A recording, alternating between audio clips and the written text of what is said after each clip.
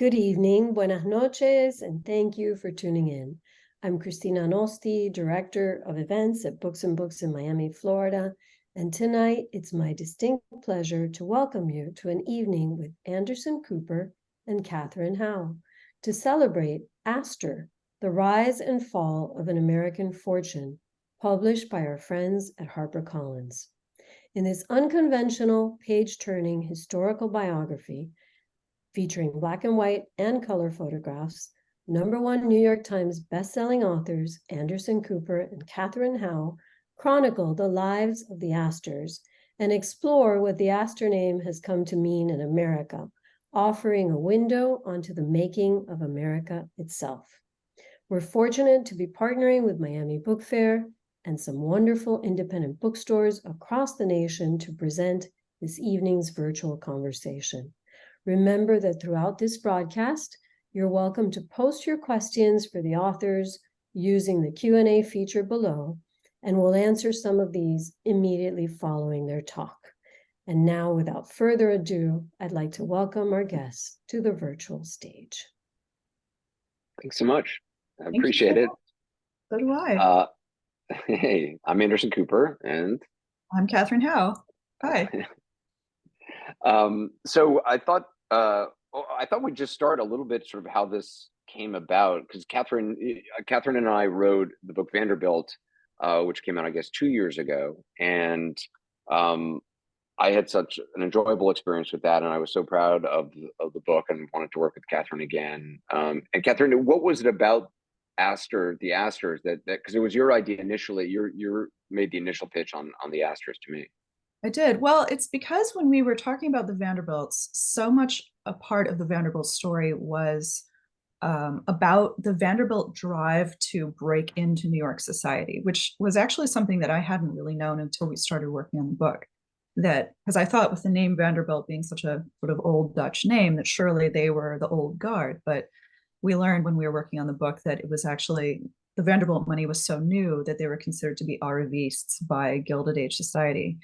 And so we discovered that the arbiter of Gilded Age society, the person who Alva Vanderbilt had to court in order to get her entree, was Caroline Astor. And so in the course of working on Vanderbilt, I felt like we kept running into Astors over and over again. We'd run into them in Newport. They were next door. We'd run into them on Fifth Avenue. They were just up the street. They were presiding over this. They were presiding over that. And I found myself wondering, what was the real story behind the Astor family? Here is this sort of shadow dynasty that was informing everything that we were doing for Vanderbilt. And of course, anyone who's spent time in New York City has seen the name Astor plastered all over everything. It's all over the New York Public Library where we were working on Vanderbilt. It's in Astor Place, which is not far from where you live. I felt like I started tripping over Astor everywhere I went in the city, and it just started me wanting to know more about them. It's also interesting because once I started looking into it as well, and I mean, I did not know much about, just like I really had not paid much attention to the Vanderbilts for a variety of reasons when I was growing up and for most of my life. I didn't know much about the Astors, though I had met Brooke Astor, and that's how the book starts off. But once you start to learn what the Astors owned and how much of New York they owned, I mean, it turns out, they own the land that Greenwich Village is, and I live in Greenwich Village, where I'm coming to you from tonight, in an old firehouse. And this was Astor land. It turns out the apartment that I last lived in with my mom when I was in high school was 10 Gracie Square, which was right overlooking Carl Schurz Park, and that area was the home of John Jacob Astor toward the end of his life. And in fact, Brooke Astor had lived in the exact same building that my mom and I and my brother lived in. And in fact, Brooke Astor lived in my mom lived in 2 apartments in that building over the course of like 40 years. And Brooke Astor lived in one of those apartments. I'm not sure if it was the one I lived in or the one that my mom had lived in, 20 years before I was around. So that blew my mind when you told me that. I couldn't believe that I couldn't believe it either. Locked up so closely like that. I know, but it's and that is how the book starts. The book, for me, what was interesting is I had met Brooke Astor. I met her at a restaurant called Mortimer's, which was like the Upper East Side society restaurant in the late 70s. throughout the 80s and early 90s. And it was like a show every day, like who was sitting where. Klaus von Bülow would be eating there, and Dominic Dunn was always there, and he wrote about it for Vanity Fair. And my mom would take my brother and I, and we would sort of sit there like just watching this show going on. And Mrs. Astor, Brooke Astor, walked in one day, and I was 13 and somewhat mischievous 13-year-old. And I remember thinking, who is this little old lady in this very big fur coat? Not realizing that, that the Astors made their initial fortune in the bloody business of the beaver fur trade. And then there was an encounter that I had with Brooke Astor several years later, also in Mortimer's, where she essentially looked right through me because she didn't recognize me because I was dressed as a waiter, because I was working there as a waiter one summer. And the sort of the juxtaposition between how she greeted me when I was with my mother and how she looked at me looked through me when she thought I was just the waiter, was a very kind of important moment in my early development. So that sort of, for me, was the hook. When that happened, how did you feel? It did not surprise me. I said, hello, Mrs. This was when I was 17. I said I was working as a waiter at Mortimer's one summer. I said, hello, Mrs. Astor. And she looked up, and I could see a slight start of a smile on her face when she heard her name and thought it might be somebody she knew. And then she clocked my uniform. It was like a white shirt and black pants, as I guess her eyes were lifting toward me. And then when she actually looked at me, there was no recognition. And in fact, it was like a 1,000-yard stare right through me. And frankly, it was not the first time that in that summer that I had a similar experience of, waiting on somebody or running into somebody who I knew through my mom and treated me one way when they knew I was, who my mom was, and treated me very differently as their waiter. So for me, it didn't surprise me. It was sort of, I think I probably found it confirming of a lot of thoughts that were floating around in my head at the time about, seeing life from the other side of the table, and not realizing, did I really want to be at this table at all?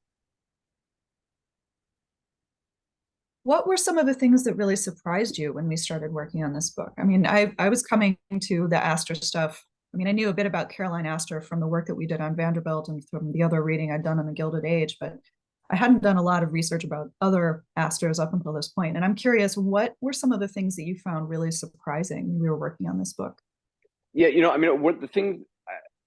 I think the thing that interests me about these families, having, I guess, grown up in a family that was related to the Vanderbilts, although my lived experience was not what people would have imagined. But I think that the fact that I was always struck when I started becoming, in a public job and people started writing about me, that people would refer to me as a Vanderbilt heir or a scion, as if there was some. Yeah, it was always just very strange because, I mean, Cooper is my last name. My allegiance was very much my dad's side of the family. I never paid attention to the Vanderbilts. I really wanted nothing to do with it. I thought from a very early age that no good could come of a kind of aligning myself to that, and believing in sort of the hype of all of that. But I do think it's interesting to me to sort of see these families through the lens that I experienced, and to see how their lived experience was different than what sort of the public probably imagined their lives to be. And certainly what surprised me on the Astors is just, how many, they had all this money, and yet there was such unhappiness for so many generations, and so many generations of Astor men who had brief flirtations with a life that they had dreamed of, being in Europe for the summer after school and falling in love with somebody and writing poetry, or maybe thinking about being a writer. And suddenly, with John Jacob Astor's son, John Jacob Astor, as we write in the book, reaches his long arm out and drags his son back to the Astor counting house and working for the Astor estate. And you see that generation after generation, and how the sort of the pathology of the money and the drive that it takes John Jacob Astor or Commodore Vanderbilt to amass that money, to create that kind of a fortune. My belief is it is a sort of a pathological it is something born of a pathology, I think. Commodore Vanderbilt, as you know, talked about his mania for money. And I think I think you can make an argument John Jacob Astor must have had the same kind of mania. Oh, He just kept absolutely. I him mean, maybe closer to the vest. yeah, at the end of his life, he's quoted as saying that the only regret he has is that he didn't buy more real estate in Manhattan. Yeah. Can you imagine, like, he owned so much of New York City. He happened to be there at exactly the right time. He just made money in the fur trade, and he plowed all of it into Manhattan property. And to think that he still craved to have more. I'm struck by Yeah. use of the word pathology, because I know that that's a word that we talked about when we were talking about the Vanderbilt project. And one thing that I've enjoyed about both the projects that we've done is trying to look at individual people in these really extraordinary circumstances, some of whom have worked very hard to be there, but some of whom just kind of find themselves born into it. It's a really strange set of circumstances to be in. Yeah. You know, I hadn't realized with the Astors just how ruthless the fortune was. I mean, obviously, Commodore Vanderbilt was, you know, a ruthless businessman, not a great dad, you know, to his children. Certainly, William, who inherited pretty much the entire $100 million fortune, about $90 million of Commodore Vanderbilt's fortune, you know, had been mocked and ridiculed by his father for much of his life into, I think, his 50s is when he finally impressed his father enough that his father decided he would be the sole heir. But the business that John Jacob Astor created in the beaver trade was, you know, reliant on plying indigenous populations with alcohol. It was in debt making the traders who worked for his company, for the American Fur Company, indebted to the fur company, so that they had to continue working, and that they had the incentive to, you know, to cheat and to give alcohol to indigenous populations to get better bargains and better, you know, beaver pelts. And then the lease structure of the land that the Astors owned, they would lease it out to a sublandlord for, say, a 20-year lease or so. And that sublandlord, the incentive, as they only had it for 20 years, was to build as big a property as possible, pack it with as many poor immigrants as possible, paying exorbitant fees to live, you know, 10 people to one single room, multiple families in one room, which it was never built for initially, and to never do any upgrades on the buildings, because you're just going to turn it over to the Astors when the lease is done. And that's why so much of their fortune was from slums and from tenements. I think the only other bigger slumlord in New York at the time was Trinity Church, which is obviously alarming. Yeah, I was really intrigued to learn. It wasn't until we started reading into how the business structure worked. I never really understood how you could make money from slums. Like, why was there a financial incentive to letting a building fall apart and to not take care of a building? And it's because I never understood that Astor really made their money from owning the land, and it was the sub landlord that had no incentive to maintain it. And that was kind of fascinating to me to see. Also, you were the one who opened my eyes to this, is that per square foot, it was actually more expensive to live in you know, a slum than it was a wealthier family living in a nicer structure. That because they were packing so many people into the room, and they could get desperate immigrants who had no other place to live, except maybe like a debtor's, you know, a debtor's facility or an almshouse, to pay these exorbitant sums. Mm-hmm. I know that was surprising to me as well. I also didn't fully understand the importance of, I mean, this will sound so clear, but of infrastructure. You know, when, like, understanding, and anyone who's seen Gangs of New York has actually seen a pretty, believe it or not, pretty accurate filmic representation of what some of these slums look like toward the middle part and the late part of the 19th century. And I never really grasped that infrastructure was one of the reasons that caused so much concentration of people in those slum areas, because they didn't have machinery necessary to actually level the ground. Manhattan is actually a very hilly, rocky, like, big highs and lows in the topography. The reason you can have such tall skyscrapers is because there's such hard bedrock underneath. And so they couldn't actually expand northward until they had the technology to actually make a grade for a road, to make a flat surface on which to build. And that was interesting to me, to just kind of see how spelled out how dependent we are on technology that we kind of take for granted today.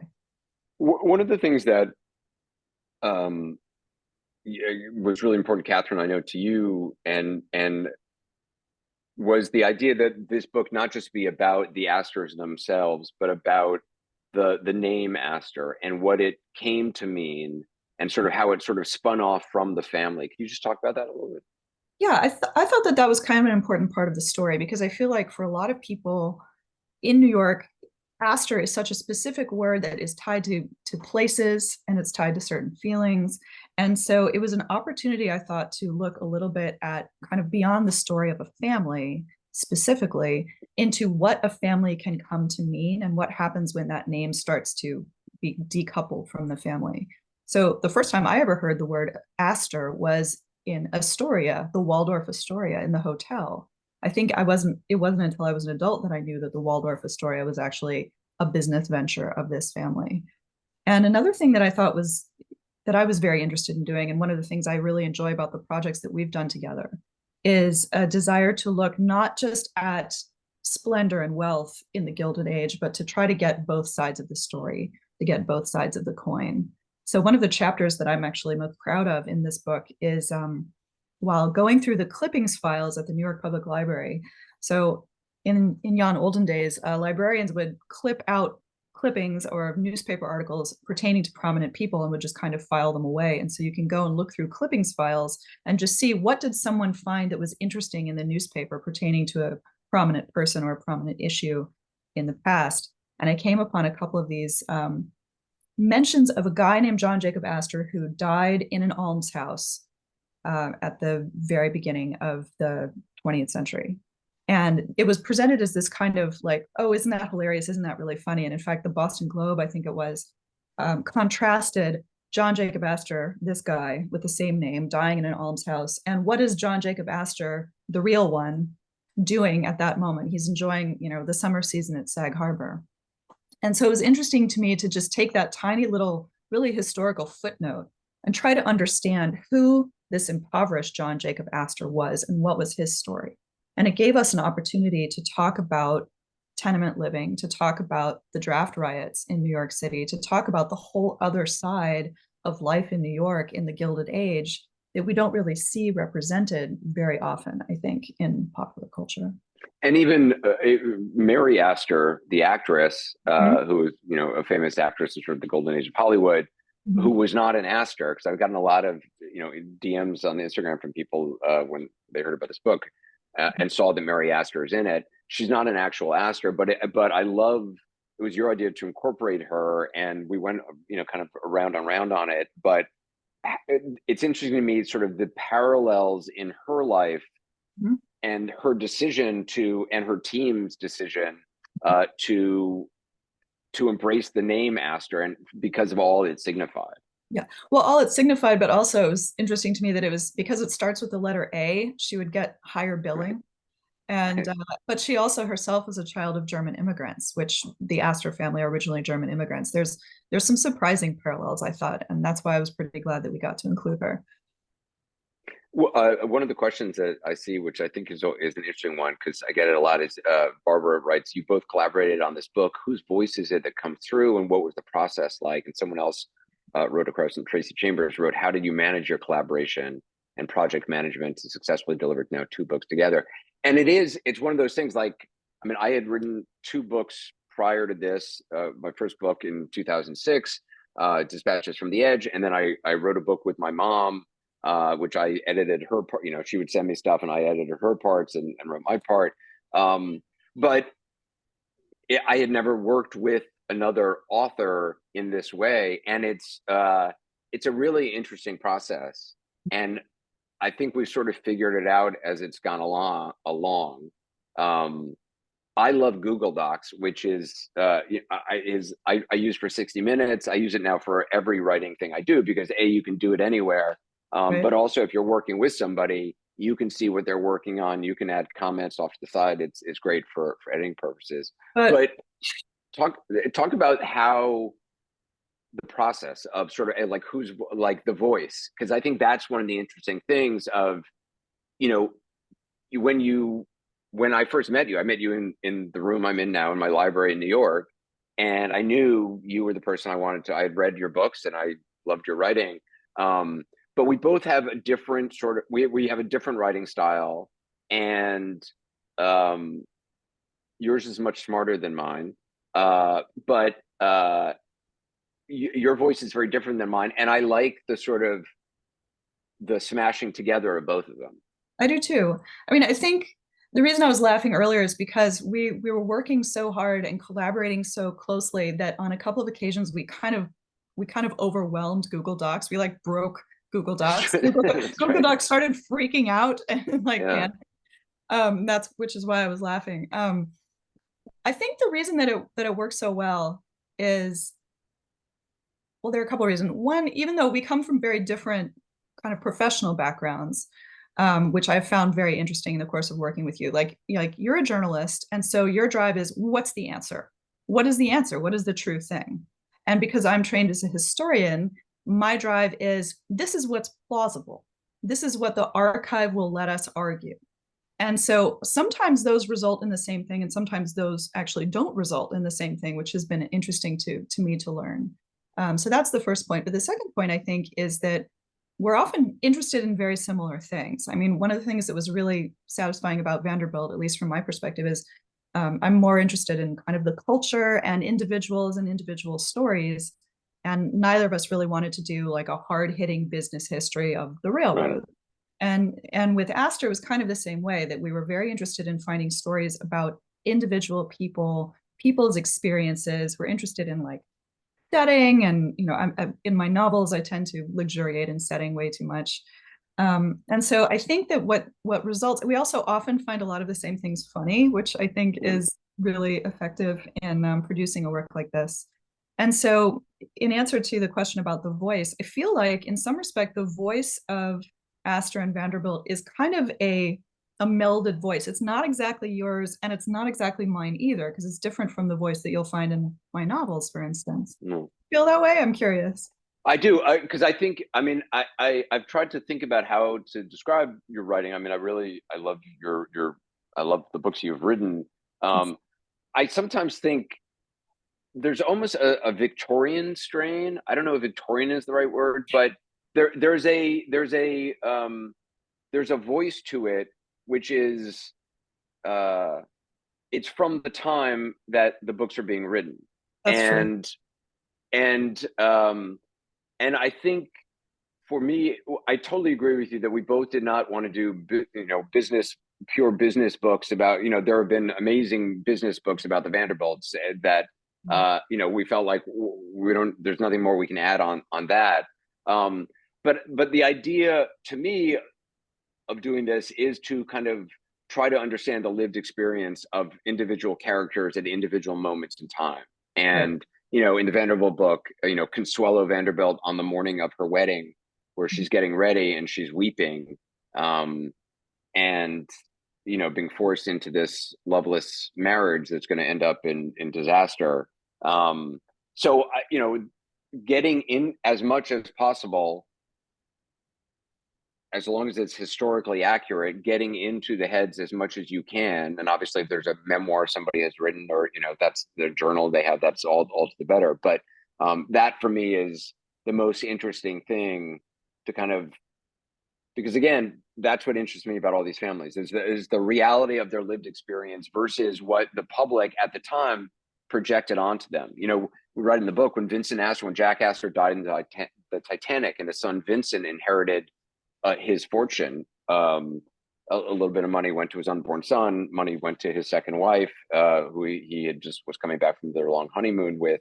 But the bulk of it went to Vincent Astor. The public gathered when Vincent Astor turned 21 to see Vincent Astor on the day he inherited all this money. And people used to gather outside John Jacob Astor's house just to catch a glimpse of the richest man in America. Walt Whitman later wrote in his life a remembrance as a child standing outside the house of John Jacob Astor and seeing this old man being carried by orderlies down the steps of his house into a waiting sleigh where he was covered in furs and driven off.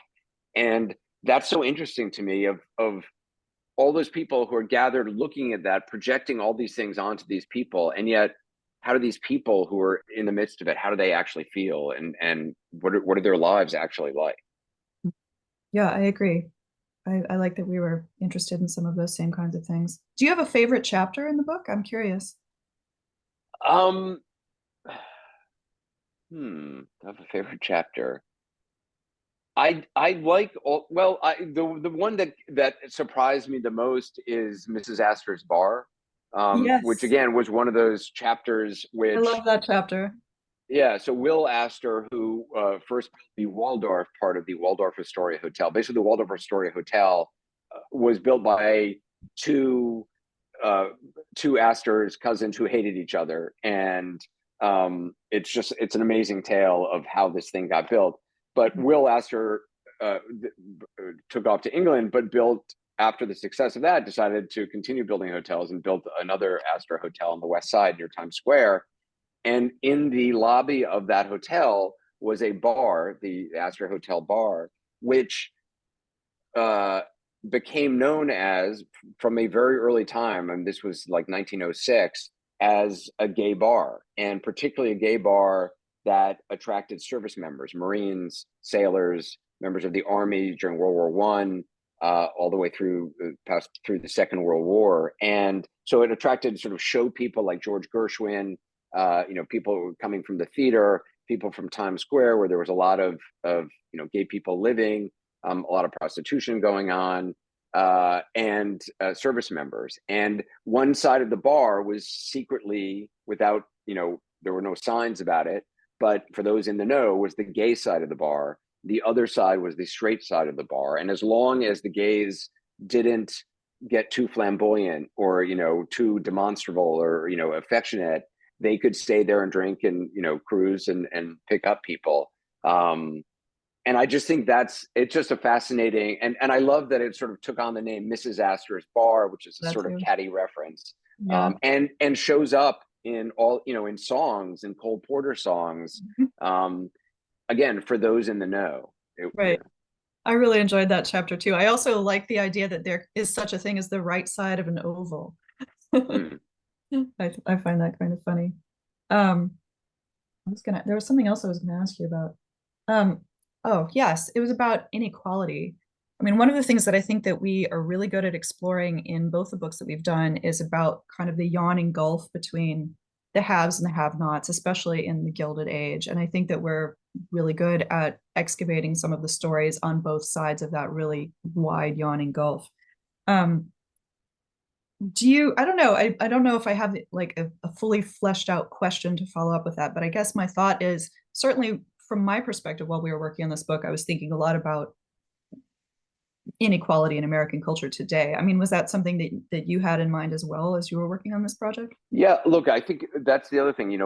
People look at Elon Musk and Jeff Bezos and all these incredibly wealthy people who have built extraordinary businesses and have huge yachts, and sort of we all think that we're the first to do things. Robert Heinlein, the writer, I think, had a quote. I think I'm probably mangling it, but that every generation believes they invented sex, and every generation is wrong. We all think we're the first to go through these trials and tribulations that we are going through, and people look at these fortunes and think, my God, there's never been a fortune like Elon Musk, and there's never been a fortune like Jeff Bezos. And yes, the dollars are, out of this world. But there has been an Elon Musk before and a Jeff Bezos, and it's John Jacob Astor, it's Commodore Vanderbilt, and those were the Musks and the Bezoses of their day. And to see, what happened to the Vanderbilt money, to see what happened to the Astor money, people at that time, if you had asked Commodore Vanderbilt or his son William, who doubled Commodore Vanderbilt's fortune in 8 years to $200 million, and when Commodore Vanderbilt died, $100 million, it was one out of every $20 in circulation. It was more money than was in the U.S. Treasury. So it was an extraordinary sum for that day and age. And John Jacob Astor was considered the first multi-millionaire, and that was just when he had monopolized the beaver trade.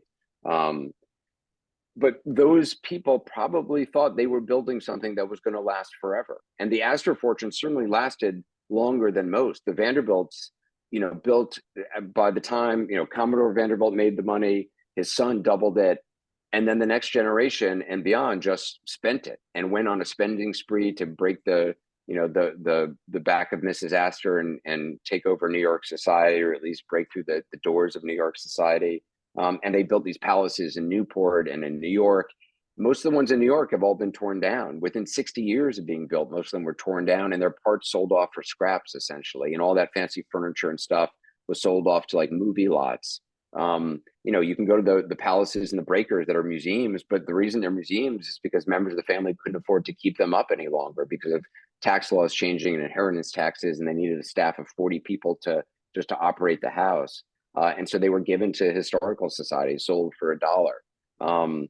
So, it's interesting to me. We look at these huge wealthy families now and think, we imagine that's sort of lasting forever, and maybe they think it's going to last forever. But I think they should read these books because, these cycles of history just repeat, and, nothing lasts forever. And I think we've seen that time and time again.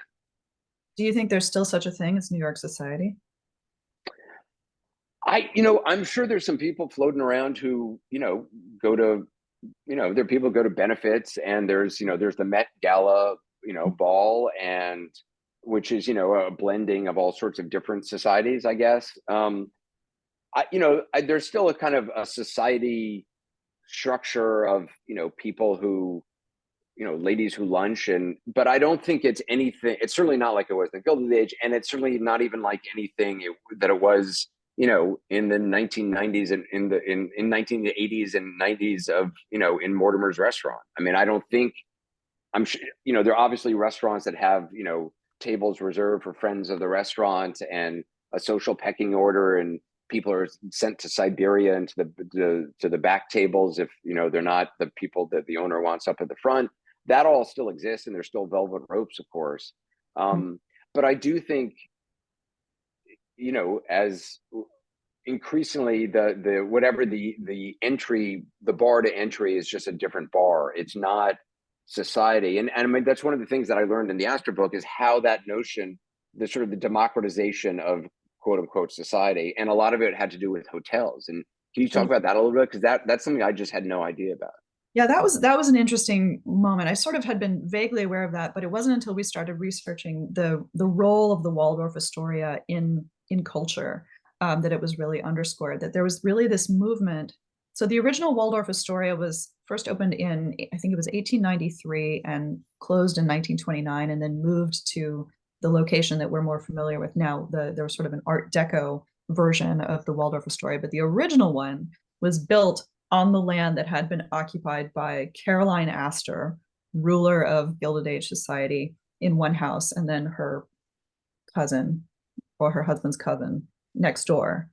And that hotel was kind of the first moment that social life, the way that we're talking about it, moved into the public.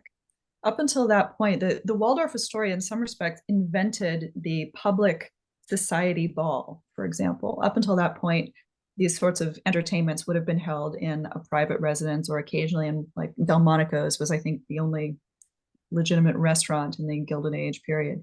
But with the advent of the Waldorf Astoria, sort of this air of plushness and exclusivity was available essentially to anyone who could afford it, anyone who was willing to, who had the cultural capital to know that it was worth doing, and who had the financial capital to be able to pay. And so this is the first time that what had been lived in private begins to be lived in public, which I think is an interesting shift. And it's a shift that really in some ways marks the movement into the 20th century, because it's around the same time that society newspapers are able to reproduce photographs, for example. So there's this subtle change in the way that spectacle takes place and the way that people perform expecting to be seen. We go from a Gilded Age moment when the most exclusive events are away from prying eyes, which is why you would have people lining up outside of people's houses in order to watch the attendees of, say, Mrs. Astor's ball. going into the house to have the party, but there wouldn't be any party pictures of it. You wouldn't be able to see what people wore unless you were standing there. You might read a newspaper report later. But at the beginning of the 20th century and with the dawning of the Waldorf Astoria, you see this moment of public life, the publicization of what had been private. And I found that to be particularly interesting because it's such a change in class markers. Because up until that point, working people lived much of their life in public. You know, if your apartment is very small, if it's very crowded, you would spend a lot of your life in the street, in a saloon, at the theater. We actually talk in the book a little bit about the role that theater played in public life for working people in the 19th century. It was a colossally important public space for not just looking at a theater show, but also for meeting other people, for hanging out, for hooking up, for having something to eat. And so a lot of public life was living your life in public was up until the beginning of the 20th century, a marker, a class marker.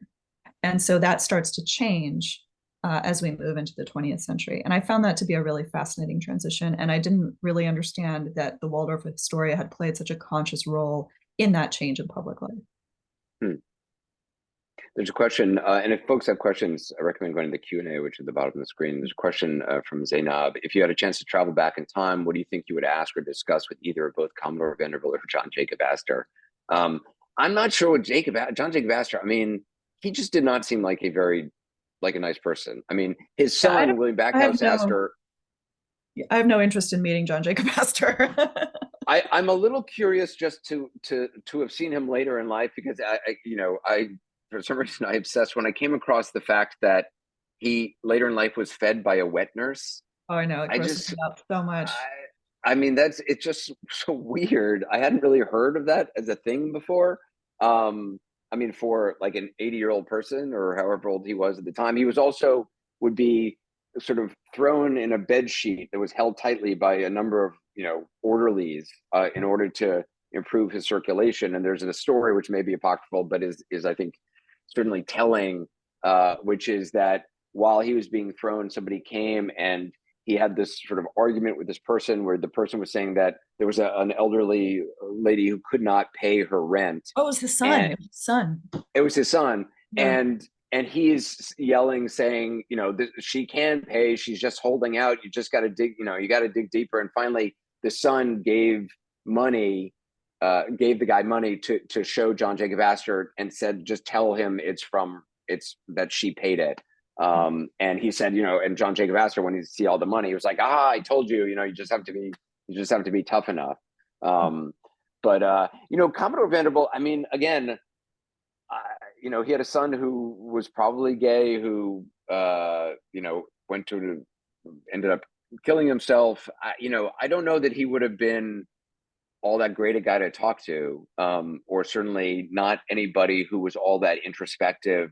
A lot of the stories about Commodore Vanderbilt, it's very difficult to kind of ascertain what of the childhood stories that there exist of him, what are true and what are just kind of ones that were made up to kind of build this hagiography, or to build the aura of this person, because all these books tell a lot of the same childhood anecdotes, and it's very hard to scratch away at that and see how much of that is really accurate or not.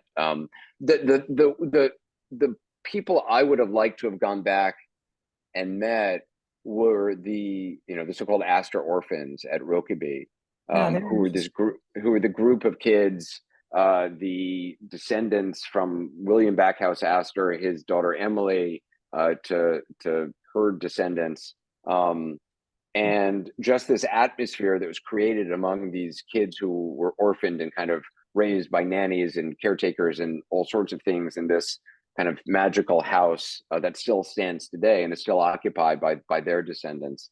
I find that story really interesting. I do too. I would like to have met, I mean, of anyone that we've written about, the one I really would like to meet is Alva Vanderbilt. She, and I know she doesn't really show up in this book, but I'm just so fascinated by her. She's such a contradiction in terms, because she, on the one hand, devoted her life to breaking into Gilded Age society, and she managed to do it. And she seemed to have such an instinct for publicity, for how to like drop hints about the party she was going to give. She was very canny. She was so canny. She was the first person who really made me understand that for women in New York society in the Gilded Age, these entertainments and fashion, they were a language of power. They were how they sort of secured status and influence over other people. And then she throws it all away. She divorces the Vanderbilt that she's married to. She gets remarried. Everyone is completely scandalized.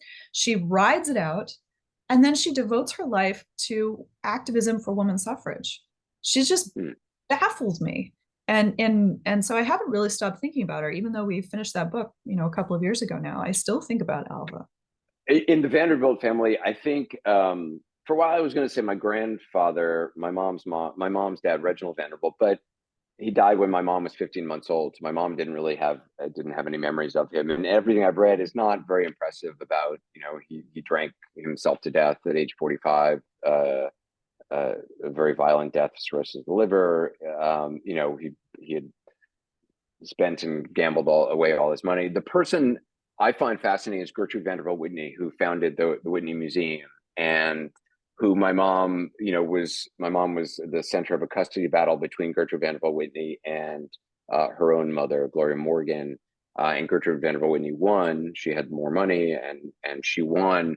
And my mom was sent to live with Gertrude Vanderbilt Whitney at her estate in Old Westbury, Long Island. And Gertrude Vanderbilt Whitney had an art studio just a few blocks from my house where I live now that I've gone to. But she lived this sort of very double life of, twice. She had two fortunes: the Vanderbilt fortune and the Whitney fortune. She was sort of this, epitome of sort of upper class properness.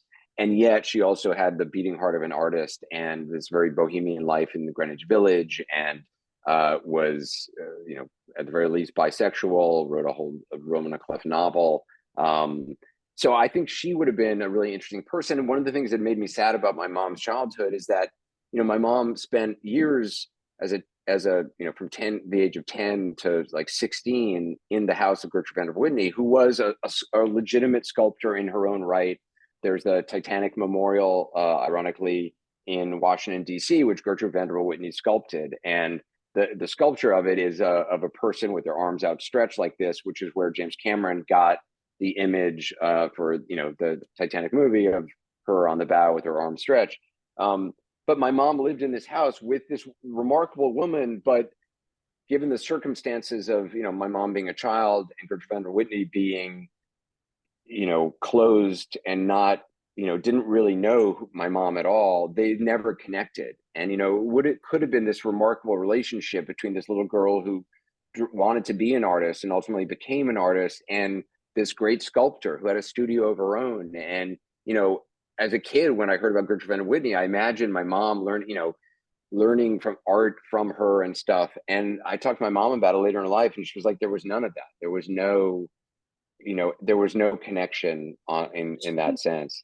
And it's just such a kind of a shame, but she just seems like such a fascinating character.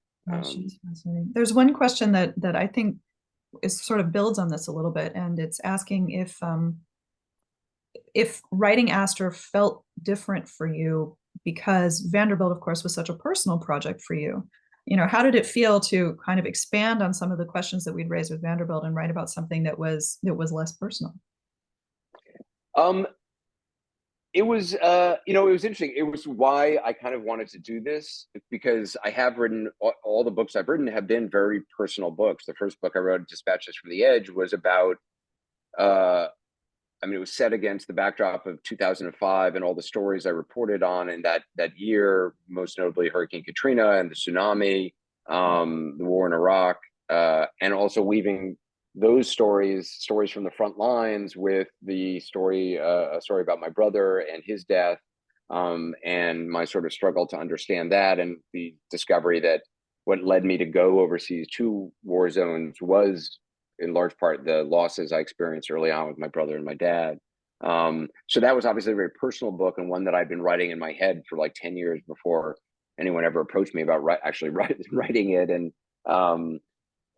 And then the next one, I waited 10 years because I felt like I didn't have anything else to say. And then that's when I came up with this idea to have this intentional conversation with my mom when she turned 91, and to kind of get to know her as an adult and not just as my mom, and kind of encourage other people to try to get to know their parents and their loved ones in a different way before it's too late, before they're gone. And Vanderbilt obviously was sort of the book that we wrote together was kind of trying to, once my mom died and realizing and having kids of my own, of sort of struggling with, well, what am I going to tell my kids about this whole Vanderbilt thing that I've avoided my entire life? And so writing a book about the Vanderbilts with you was a way to learn about them really for the first time in my life. And so I wanted to see if I could write something that had no connection really to me. I mean, again, I'd met Brooke Astor very briefly, and we start off the introduction with that. But I liked it. I mean, I liked doing that. And the stories are just interesting, interesting characters are interesting characters, and good stories are good stories. And so, yeah, I found it refreshing actually to write something that wasn't about me, and I liked it. I'd like, I think I really, really enjoyed it. But Zainab writes, do you think your mother's artistry was genetic or learned from Gertrude? As I said, certainly wasn't learned from Gertrude.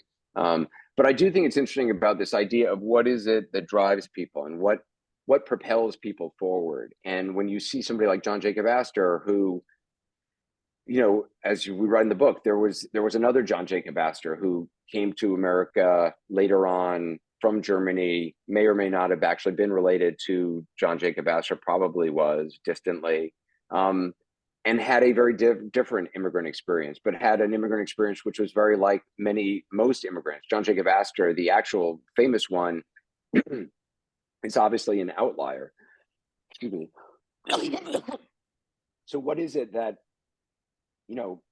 allows the famous John Jacob Astor to become a multimillionaire, and the other John Jacob Astor to die penniless in an almshouse, going blind after a lifetime of rolling cigars? And I think a lot of that stuff comes from a place of pain, or comes from a place of, whether it's pathology or pain, I don't think it comes from necessarily a good place. But what drives people, my mom was driven her entire life by, things she experienced as a child, most of which were pretty traumatic, and her determination to not be the person that there were headlines about when she was 10 years old, calling her the poor little rich girl, and determined to make something of her own life, make her own mark. And I think I found that always really compelling. Sort of, what is it that drives people to great heights or to, terrible depths? What is the driving impulse? How did your mom feel about her work near the end of her life? Did she feel proud of what she'd accomplished? I hope so. I don't know.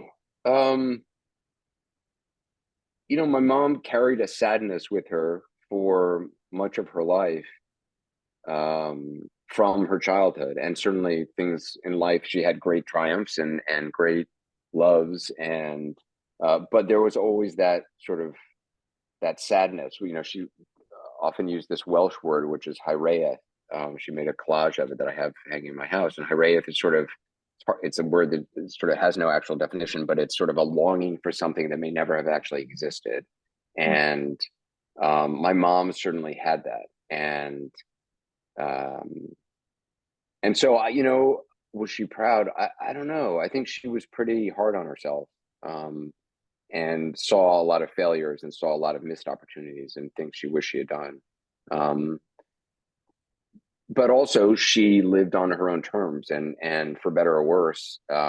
It's funny, actually. I was just talking to the headmistress of a school called Wheeler, which is my mom went to briefly. My mom didn't go to school until she was 9 years old, and only went to school until she was 16.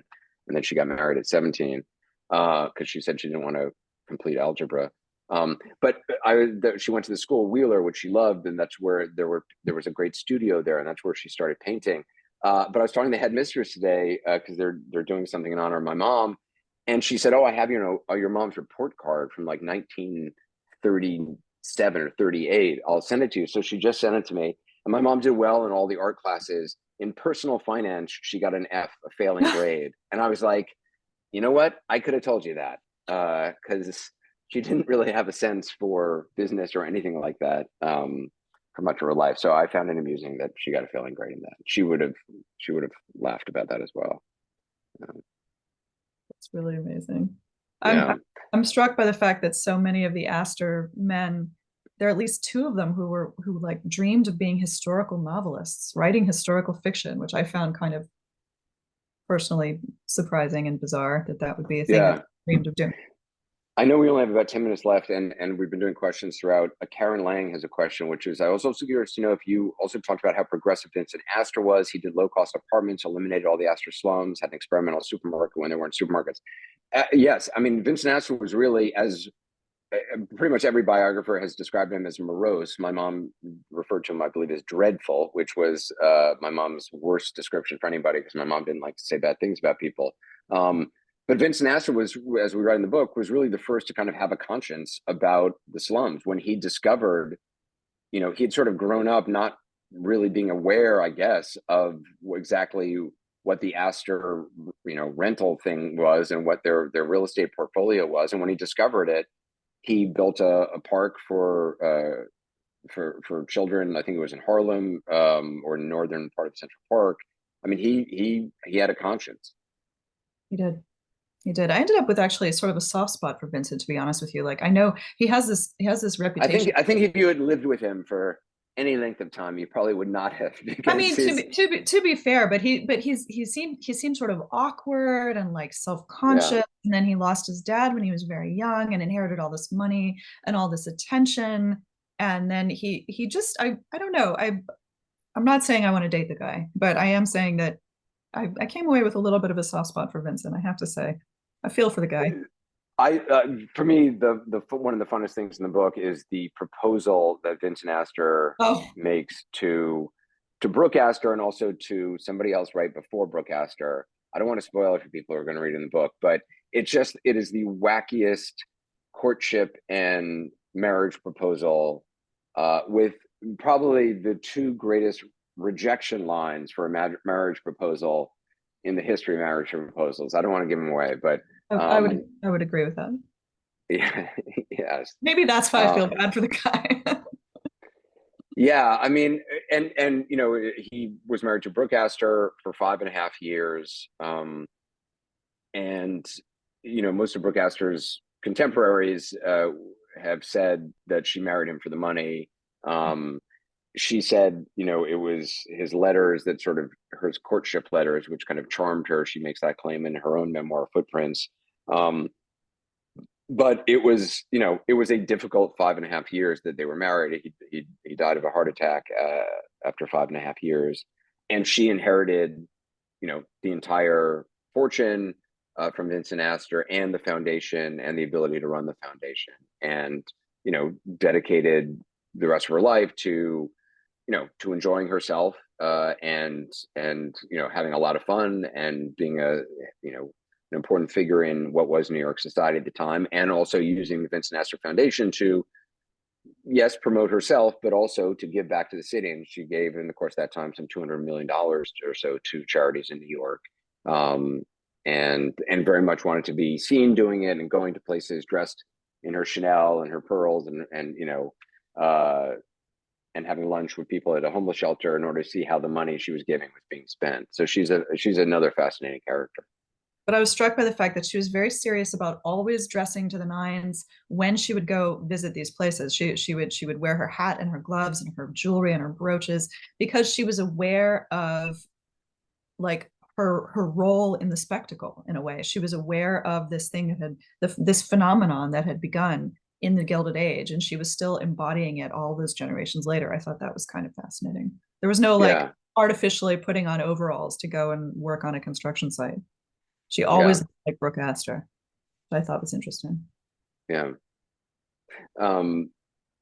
David Byers says Helen Huntington Dinsmore was the most interesting of Vincent's wives. That was his first wife, or Helen Dinsmore Huntington. That was his first wife. We write a little bit about her in the book. There was some discussion of her, and then it was he was married to Minnie when Minnie wanted a divorce, and Vincent only agreed to give her divorce if she would find a third wife for Vincent. So Minnie and Vincent set about a course of trying to find and locate a third wife for Vincent, which they ultimately did with Brooke Astor. Just trying to see.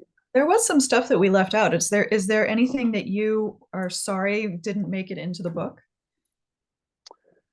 Um, I was a little sorry we didn't have a good way to work in the text of Vincent's FBI file. Vincent's FBI file has been declassified, although some of it is still blacked out. And it was fascinating to me to see the way that he wanted to use Newsweek, for example, to disseminate anti-communist messaging, and he wanted to be in conversation with the FBI about that. And I enjoyed the fact that, like, we sort of hint at it a little bit, because when we talk about him writing letters to Brooke, he mails them from all different places, and it's partly because he had this kind of ongoing relationship with J. Edgar Hoover, I guess. So I was a little intrigued. I was intrigued by that, although it didn't end up winding its way into that chapter. So I'm curious if there's anything that you're sorry we left on the cutting room floor, so to speak. I don't know. There's not really. I mean, I like, I work in television, so I'm very concerned about, how long things are and the pacing of things. And yeah, I think it's the exact way I wanted it to be. And I mean, I tend to cut more things out, I think, than leave things in. I mean, I fall in love with little details, and I fall in love with characters in books. But I also, there's another part of my brain which is sort of a rigorous editor, and in television you have to make brutal decisions, because you do, I do it for 6 minutes. I do an interview that, is a 3-hour interview with somebody, and there's 4 other interviews I have with people, and we're cutting it down to a 12-minute piece, which is a long time in television. But there's so many great things that people say in interviews, and in the edit room, you fall in love with the person, you fall in love with what they're saying, but you also have to have part of your brain which is just like, okay, that's out, and just be ruthless about it. Like John Jacob Astor's ancestors in a butcher shop, just like, cutting the grizzle.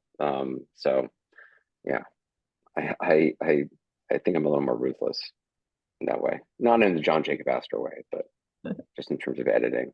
Let's see, I'm trying to think if there's, I think we're out of, Christina can join in. I think we're pretty much out of time. We were told not to go more than an hour. So, but thank you so much for doing this. I want to thank all the independent bookstores. And I know so many of the independent bookstores were able to get signed copies, so I hope people get those. And yeah, I'm so grateful to all these independent bookstores and to independent bookstores in general. So thank you. Thank to everybody who joined. Thank you both. I mean, it's obvious that you're like a wonderful writing team. So keep going. Number 3 coming up. Anyway, it's been wonderful listening, an amazing conversation. Thank you to all the indie bookstore partners. Thank you to Miami Book Fair. And thanks to everyone for watching. Have a great evening. Thanks, everybody. Okay, bye.